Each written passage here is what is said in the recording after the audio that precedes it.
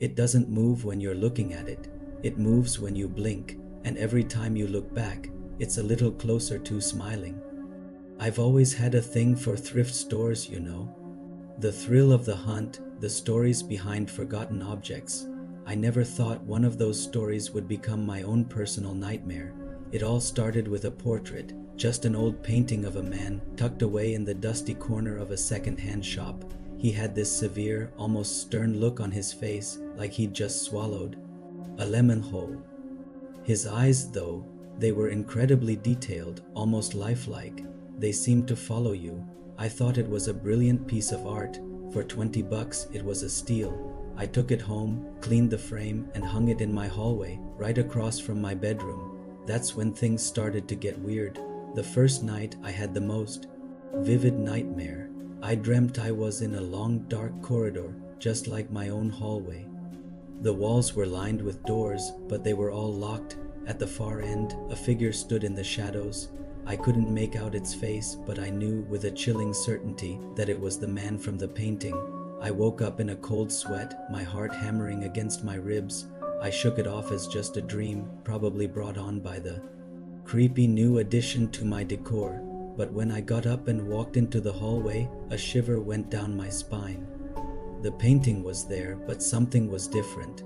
I couldn't put my finger on it, but the feeling of being watched was overwhelming. Was it just my imagination playing tricks on me?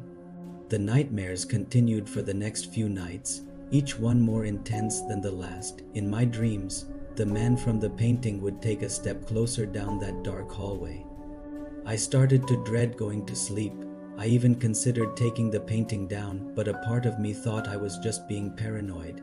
Then came the third night. I woke up abruptly around 3 a.m. The house was dead silent, but I couldn't shake the feeling that I wasn't alone. I sat up in bed, listening, and that's when I saw it. A sliver of light from the hallway was cut off by a shadow moving past my door. My blood ran cold. I was frozen in place, too scared to even breathe. Who could be in my house? I convinced myself it was just my mind, stressed from lack of sleep. But the next morning, as I rushed to get ready for work, I glanced at the portrait, and I stopped dead in my tracks. The man's expression, it had changed. The stern, tight-lipped frown was gone. In its place was a smile. It wasn't a friendly smile. It was a thin, cruel, knowing smirk. The corners of his mouth were turned up just slightly, but it transformed his entire face into something malicious. I stared at it, my mind racing. Was this possible? Had it always been a smile, and I just remembered it wrong? Or was something truly unnatural happening in my home? I tried to rationalize it. Maybe the light was hitting it differently. Maybe my sleep-deprived brain was filling in the blanks. I even took a photo of it with my phone, just to have a reference, to prove to myself I wasn't going crazy. But that night, the dream was different. I was in the hallway again, and the man was right in front of me. I could see his face clearly now. He was smiling that same hideous smirk from the painting. He didn't say anything. He just raised a hand and pointed at my bedroom door. I woke up with a scream stuck in my throat. The feeling of being watched was no longer just a feeling. It was a suffocating presence, and I started hearing things. A faint scratching sound coming from the wall where the painting hung. The scratching became a constant, a soft, rhythmic scrape. Scrape, scrape. Like fingernails on drywall, it was maddening. I tried to ignore it, blasting music, turning up the TV, but in the quiet moments, it was always there. The nights were the worst. I'd lie awake for hours, staring at my bedroom door, expecting to see the handle turn. The presence in the house grew heavier, more menacing. It felt like walking through thick, cold water.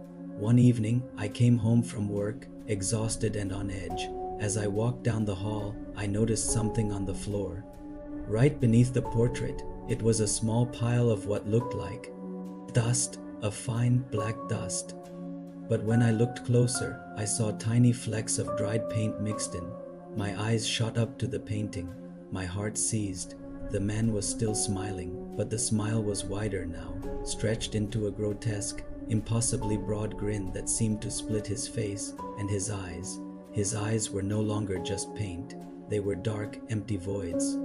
It looked as if the paint had flacked away, leaving two black holes that stared into my very soul. The scratching from the wall was louder now, more frantic. It sounded like something was trying to claw its way out. The black dust on the floor wasn't just dust. It was the remnants of the painting, crumbling away as whatever was inside it emerged. Was the thing from the painting trying to get out? Panic finally set in.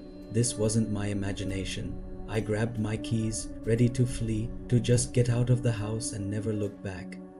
But as I turned to run, my gaze fell on the wall opposite the painting. On the pristine white paint, there was a mark, a long, dark scratch. It started near the floor and went up about 5 feet. It was fresh. It hadn't been there this morning.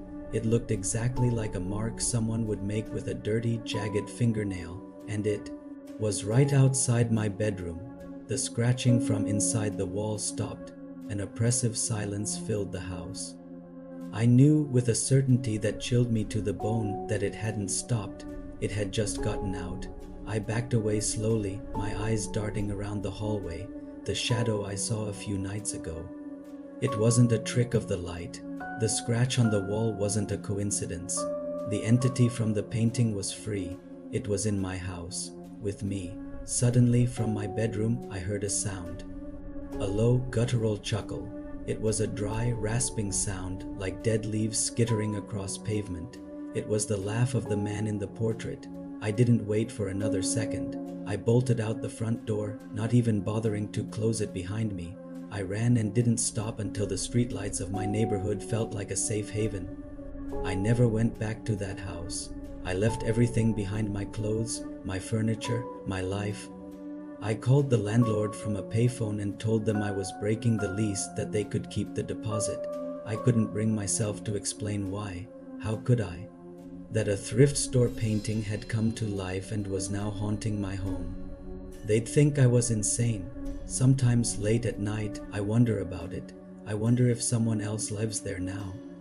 I wonder if they ever noticed the portrait of the stern-looking man in the hallway, and I wonder if they've noticed him smiling yet. So if you ever find yourself in a thrift store looking at an old, forgotten portrait, maybe just leave it where you found it.